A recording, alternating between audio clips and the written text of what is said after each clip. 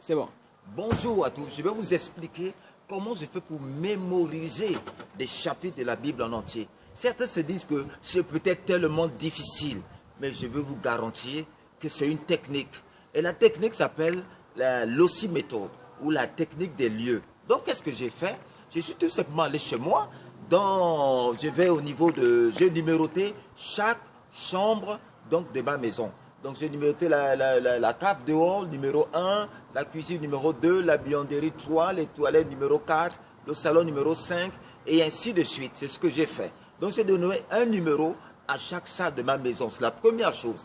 Ensuite, je suis allé dans chaque salle de la maison et j'ai numéroté 10 objets de 0 à 9. Vous voyez, par exemple, pour moi, la cuisine, c'est la salle numéro 2, comme je vous ai dit. Ensuite, je suis allé dans ma cuisine, et qu'est-ce que j'ai fait? Il y a la poubelle, je lui ai donné le numéro 0. La machine à laver, c'est le numéro 1. Ensuite, j'ai le four, le numéro 2. Ensuite, j'ai l'aspirateur de fumée, donc qui est le numéro 3. J'ai le lavabo, qui est le numéro 4, et ainsi de suite. Et jusqu'au frigo, qui est le numéro 9. Donc, vous voyez, dans la salle numéro 2, qui est la cuisine, j'ai numéroté des objets de 0 à 9.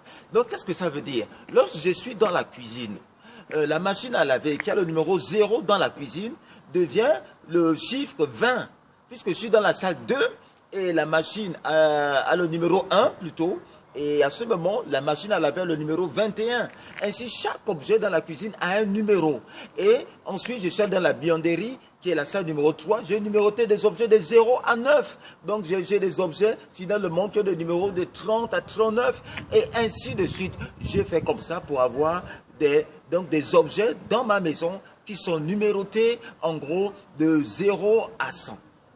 Voilà. Ensuite, qu'est-ce que je fais? Je vais dans un chapitre de la Bible. Par exemple, on va prendre Éphésiens 5. D'accord?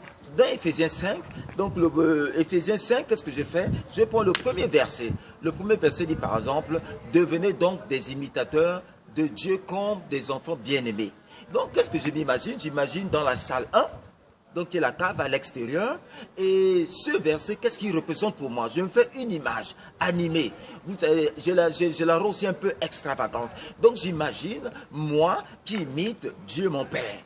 Tout simplement. Et c'est l'image que j'ai en moi. Et qu'est-ce que je fais? Je connecte cette image, donc, au numéro 1, qui pour moi est tout simplement la cave. Vous voyez? Et je vous prends un autre exemple, toujours dans Éphésiens 5. On dit par exemple, Marie, aimez vos femmes, comme Christ a aimé l'Église. D'accord? Et vous savez, c'est le verset numéro 15. D'accord? D'Éphésiens 5. Et pour moi, le chiffre, plutôt c'est le 25, pas le 15, le 25. D'accord? Et pour moi, le numéro 25, donc dans ce système que je construis, c'est la chaudière. Donc je m'imagine plein de flammes, mon cœur rempli de flammes, d'amour. Vous voyez, c'est l'image que j'ai. Et je sais que ça correspond, et je connecte cette image à quoi? À la chaudière. Et je sais que dans mon système, la chaudière, c'est le chiffre 25. Donc quand quelqu'un dit, Marie, aimez vos femmes comme si vous aimez l'église, je ne pense pas au texte. Je pense à l'image que j'ai. Et je sais que cette image, je l'ai connectée à la chaudière. Et dans mon système, la chaudière, je sais que c'est le chiffre 25. Donc je sais que c'est le verset 25. Et après, je me souviens que c'est le chapitre 5. Et c'est comme ça que je retrouve les versets. Et les gens sont étonnés. Mais c'est le système que j'utilise. Vous comprenez? Que Dieu vous bénisse. Commencez à l'appliquer chez vous. Et je vais vous montrer combien de fois cette méthode est puissante. Restez connectés. Mémorisation de la Bible. Et votre foi va être catalysée. Votre imagination va être propulsée. Que Dieu vous bénisse. Une des dernières pensées. Je suis en train de le faire parce que Dieu m'a donné une révélation. Il a dit que dans le jardin d'Éden, lorsque Adam nommait les animaux, il dit, mais si Adam nommait tous ces animaux, il fallait bien qu'il puisse se souvenir du nom des animaux.